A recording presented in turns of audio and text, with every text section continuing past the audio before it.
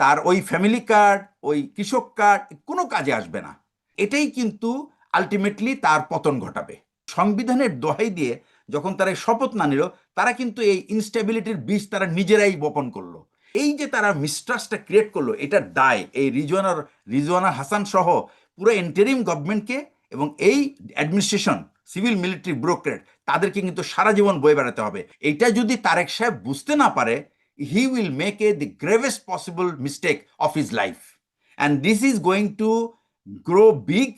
এবং আচ্ছা, সাবেক উপদেষ্টায় কথা বলার আগে আমি দুইটা বিষয় আপনার ইরান ইস্যুতে আনতে চাই। এর আগে ভদ্রলোক বলে গেছেন যে ফরাজ সাহেব, যে ওই ছত্রী বাহিনী দিয়ে দখল করার ব্যাপারটা, আমেরিকার পুরো ইউএস আর্মিতে দুটো অ্যাসেট আছে, এইগুলো বলা হয় স্ট্র্যাটেজিক অ্যাসেট। একটা হচ্ছে 82nd এয়ারবর্ন ডিভিশন, আরেকটা হচ্ছে 100 এয়ার অ্যাসল্ট ডিভিশন কোর।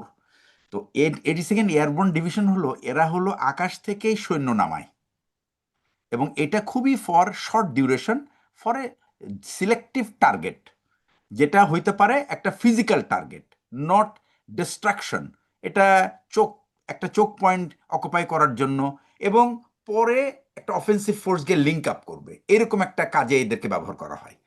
আরেকটা হচ্ছে 82nd 101 এয়ার অ্যাসল্ট কোর। এদের কাজ হলো, এরা পুরো একটা কোর, তার সমস্ত লজিস্টিক সহ, আর্মামেন্ট সহ একটা ইনফেন্ট্রি কোর, এটা পুরোটাকে তারা একবারে লিফট করে আর একটা জায়গায় নিয়ে যেতে পারে। তার মানে এটা movement of assets, moving the asset, এটাই হলো কাজ। এবং এই অ্যাসেটটা কি, it's not logistic asset, it's a combat asset, এবং এটার মধ্যে লজিস্টিক সব কিছু মিলিয়ে আছে। আর সেকেন্ড পয়েন্টটা যেটা, সেটা হচ্ছে যে প্রিপারেশন অফ ওয়ার, যে ট্রাম্প যে ওয়ারে গেল, এই প্রিপারেশনটা আমার একটা পার্সোনাল এক্সপিরিয়েন্স আছে। আমি ইউএসএতে আমি দুটো মানে প্রশিক্ষণ নিয়েছি উচ্চতর।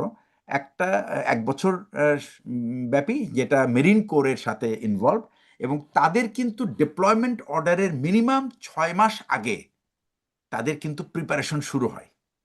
লজিস্টিক প্রিপারেশনটা শুরু হয় 6 মাস আগের থেকে।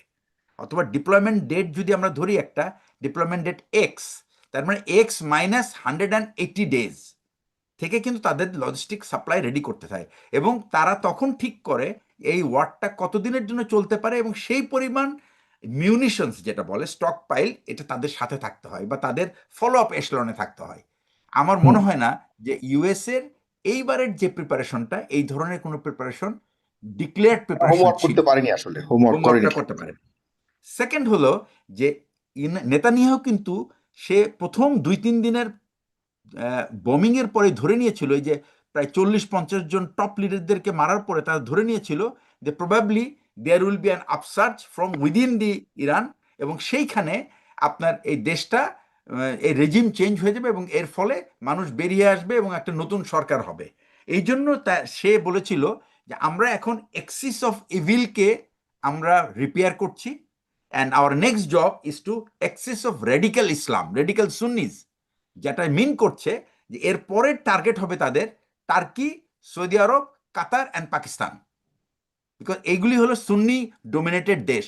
এইদিকে তারা বলছে এক্সিস অফ রেডিক্যাল সুন্নিজ, অর্থাৎ ইরান, ইসরায়েল কিন্তু ইরানকে মানে ধ্বংস করতে পারলে তারপরেও তারা তাদের নিজেদেরকে নিরাপদ মনে করে না। তারা মনে করে তাদের পরবর্তী থ্রেট হচ্ছে, অথবা ইমিডিয়েটলি যে কাজটা করা উচিত, এই 4টা দেশকে, দেশের থ্রেট যদি তারা মুক্ত করতে পারে, তাহলেই তারা মনে করে যে they will be in peace, এবং তখন তাদের ফুল ডোমিনেন্স থাকবে।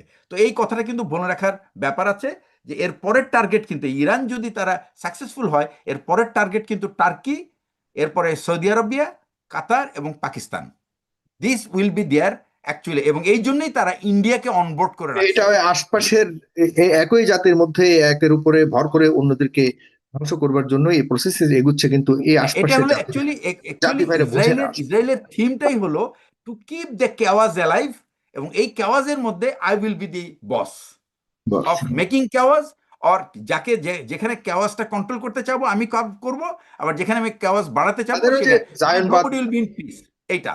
আচ্ছা, এখন জায়নবাদ আসি ওই আমি আপনার ডক্ট্রিনটাকে তারা আপনার দেশের ইস্যুতে। দেশের ইস্যুতে একটা জিনিস আমি বলি আপনাকে, বিএনপি যখন ক্ষমতায় আসলো, তারা মুখে একটা কথা বলেছে, সেটা হচ্ছে জাতীয় ঐক্য চায়, কিন্তু তাদের প্রত্যেকটা অ্যাকশনের ভিতরে কিন্তু অনৈক্যের বীজ তারা বপন করে যাচ্ছে একের পর এক।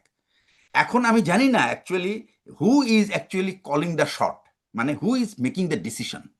ইজ ইট, আমার কাছে মনে হচ্ছে বিএনপির ডিসিশন মেকিং 4-5টা সোর্স থেকে হচ্ছে, নট ওয়ান সোর্স। যদি ওয়ান সোর্স হইতো তাহলে সেই মানুষটার, হেড অফ দি স্টেট, যে তার প্রাইম অবজেক্টিভ থাকতো টু কন্ট্রোল দ্য ইনস্টেবিলিটি। তো কন্ট্রোল ইনস্টেবিলিটি যখন আপনি বলবেন তখন ইন্টারনাল স্ট্যাবিলিটি আর কি, ইন্টারনাল স্ট্যাবিলিটির সোর্সগুলি আপনার জানতে হবে যে কি কারণে ইন্টারনাল স্ট্যাবিলিটি নষ্ট হয়। এর প্রথম কারণ হলো dissatisfaction about the July declaration, implementation of July declaration. এটা যে একটা ম্যাসিভ ডিসস্যাটিসফ্যাকশন, এবং এটা তো it is a Cry for not people, it is the Cry of the young generation.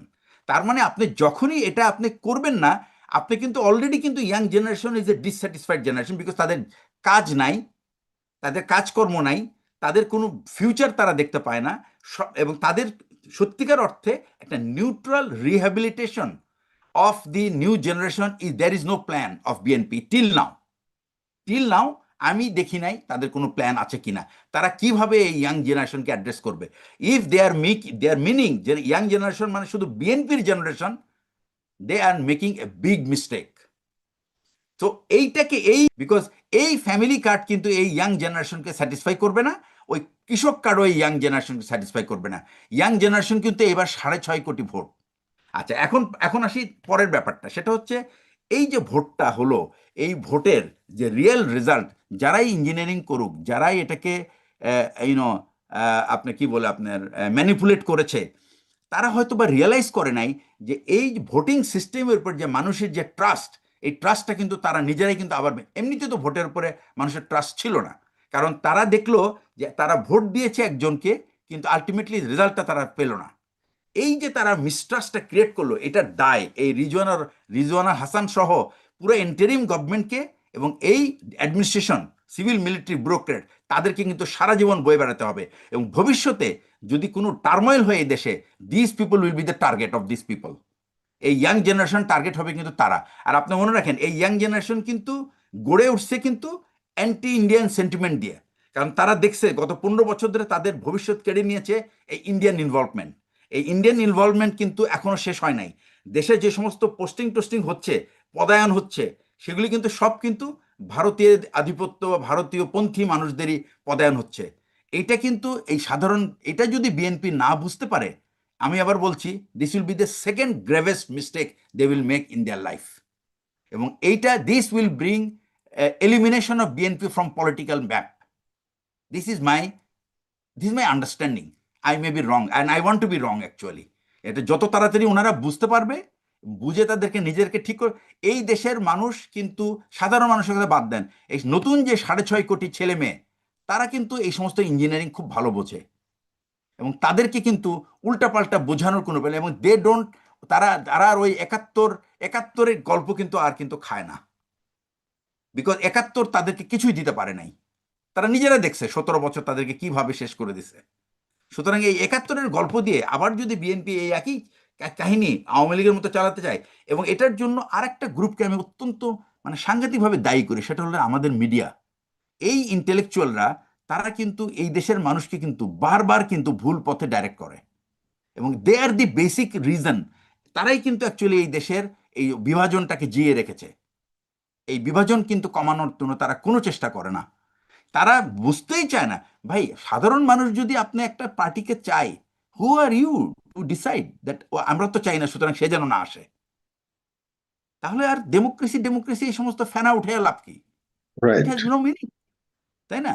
আপনি ডেমোক্রেসি যদি বলেন, আমি যদি দেখি যে আমি ভোটে আমি হেরে গেলাম, মানুষ আমাকে চায় না, I should be respectful for the opinion and I should just leave.